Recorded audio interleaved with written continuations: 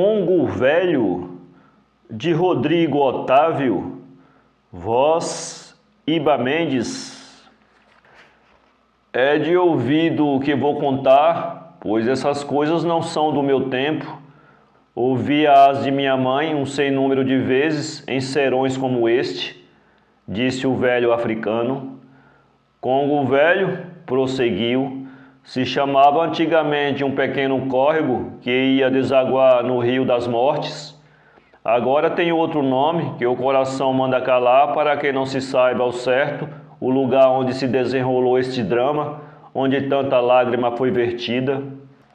Esse córrego passava pelas terras de dois irmãos que tinham chegado do reino com uma cadeia de escravos e ali se estabeleceram numa existência tão solitária e recolhida que não parecia de criaturas humanas.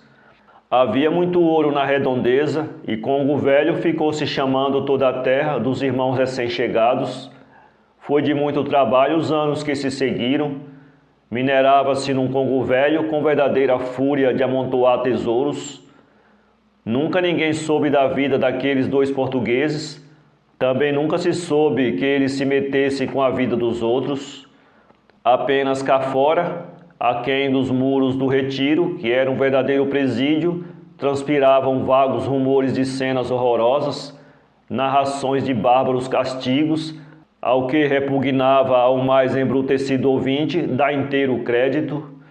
Com certeza, pensava-se, havia muito exagero nessas descrições.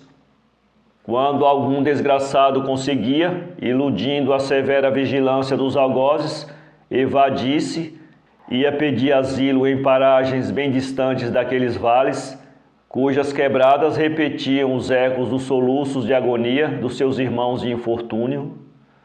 Os dois moços reinóis envelheceram, tinham um capataz de confiança, português como eles, que conduzia a tropa carregada de ouro à Vila Rica. Ninguém mais saía do retiro e ninguém mais entrava, a não ser o capataz quando voltava, trazendo as mais das vezes novo contingente de pretos para a escravatura. No entanto, até ali o Congo Velho não tinha história. Já estavam bem velhos os dois irmãos quando se deram os acontecimentos, porque se tornaram famosas as lavras do Congo Velho. O princípio do episódio ninguém sabe ao certo, pois não sobrou um só de tantos para contá-lo ao mundo. O que se sabe é que uma vez, à noitinha, os cativos se rebelaram e num sítio afastado, onde se encontravam depois do trabalho do dia, atacaram um dos senhores, aquele que costumava feitorear o serviço, atiraram-no por terra e lhe estraçalharam o corpo. Consumado o crime, o bando revoltoso tomou o caminho da casa e entrou pelo retiro como uma horda de selvagens, aos berros, agitando no ar a ferramenta do trabalho, a gotejar o sangue do seu senhor. O outro fazendeiro, que estava à frente da casa esperando os escravos, viu logo que se tratava de uma rebelião e, como o irmão não aparecesse, compreendeu logo que ele tinha sido vítima da sanha dos escravos rebelados. Então precipitou-se para a turba ululante, com os punhos cerrados, e numa explosão de palavras ásperas, conseguiu impor-se e dominar a rebelião. Diante dessa atitude inesperada, os escravos submeteram-se, perdendo a liberdade que haviam conquistado por algumas horas. E restabelecida a ordem, recolheram-se à senzala, mais parecendo uma procissão de penitentes. No dia seguinte, os escravos foram levados pelo capataz para trabalhar num lugar que ficava do lado oposto àquele em que, na véspera, se haviam rebelado e onde deviam jazer os despojos do velho que fora assassinado. Conta-se que o irmão, solitário e em lágrimas, dirigiu-se ao local da tragédia e recolheu os restos sangrentos do companheiro, sepultando-o numa cova aberta por suas próprias mãos. E tudo parecia mergulhar no esquecimento. Uma tarde, tendo chegado a gente das lavras, o senhor em pessoa foi presidir a distribuição do rancho. Chegou e foi logo dizendo: "Não sei por que sinto na alma uma alegria tão grande. Quero que vocês todos comam a farta." Nesse dia, foi da melhor qualidade a comida que serviu. A um canto, o capataz, com o queixo apoiado num cabo do rebenque, olhava espantado para o amo, pensando que, com certeza, ele tinha enlouquecido. Terminado o repasto, o próprio fazendeiro, tomando ao capataz as grossas chaves que ele trazia à cinta, abriu a porta da senzala e assistiu à entrada dos escravos. Todos, um a um, homens e mulheres, velhos e crianças, elevando humildemente as mãos negras e calosas e o pedindo sus Cristo, com um grunhido deformado pelo uso. Depois que o último escravo entrou, o velho meteu na fechadura a chave ferrugenta, fechou a senzala e atirou para o terreiro as chaves restantes. Encostou uma escada a muro maciço de taipa, subiu até lá acima e abriu um buraco no sapé da coberta. Então seus olhos, pouco a pouco, puderam ver o interior da senzala, alumiado por candeeiros de azeite, presos à parede sem reboco. Na meia claridade do recinto, lobrigou pelo chão como um tumultuar de vermes.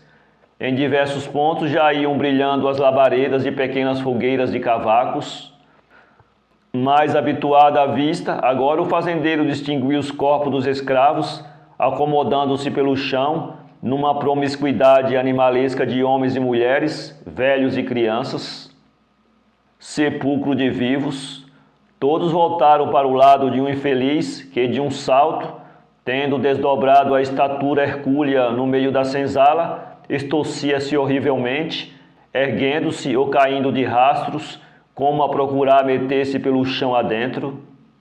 Não demorou e outro grito se fez ouvir, depois novo grito igualmente espantoso, e numa sucessão aterradora, os prisioneiros iam caindo no chão negro da senzala, bracejando numa confusão infernal.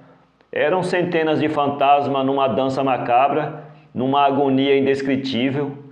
Durante certo tempo, o fazendeiro lá de cima do teto, espiando pelo buraco que fizera no sapé, teve diante dos olhos uma visão do inferno.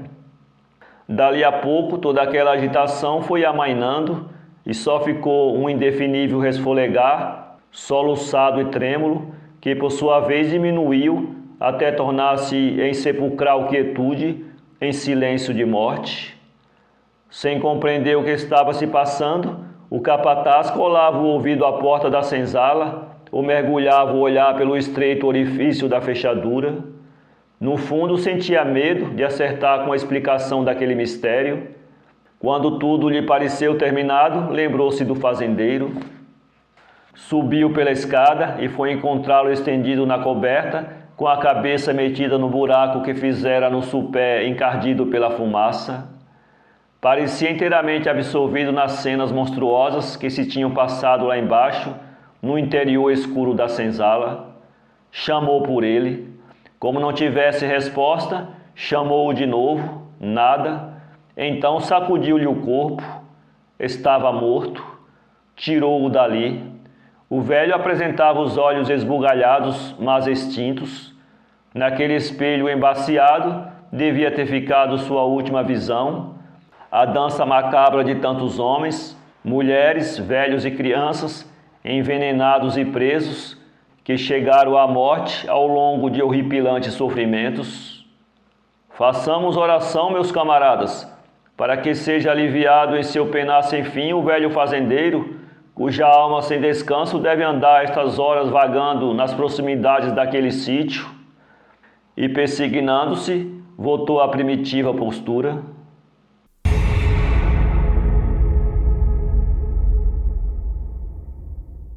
Para ler este conto, acesse www.poeteiro.com